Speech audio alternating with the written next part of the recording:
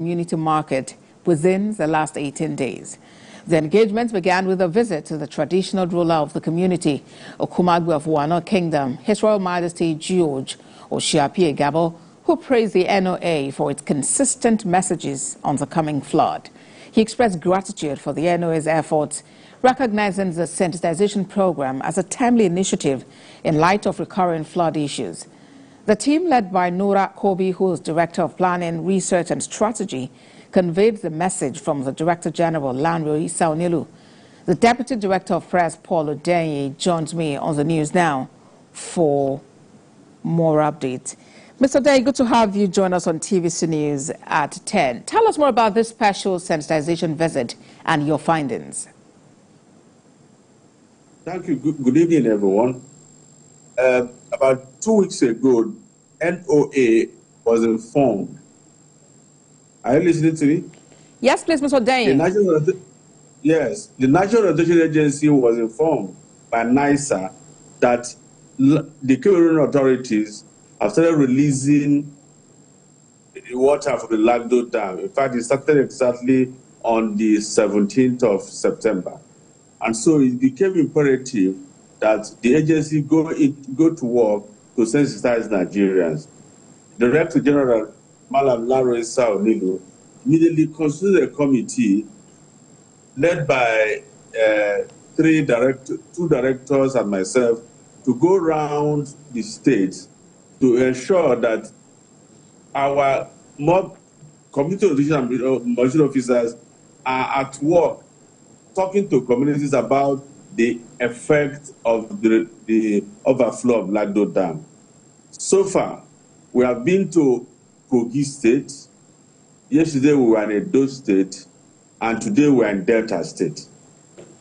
The common thing we discovered was that some of these community members are looking at it as something that happens every year. And so they do not really think it's a threat. But that also, what they discovered in Kogi, for instance, is that some of them are actually listening and to what the NOA is saying, that they must leave the community. There's a fishing community along near the Motala Bridge in Kogi State, where we visited 2 days ago. As we were there, many of them were leaving.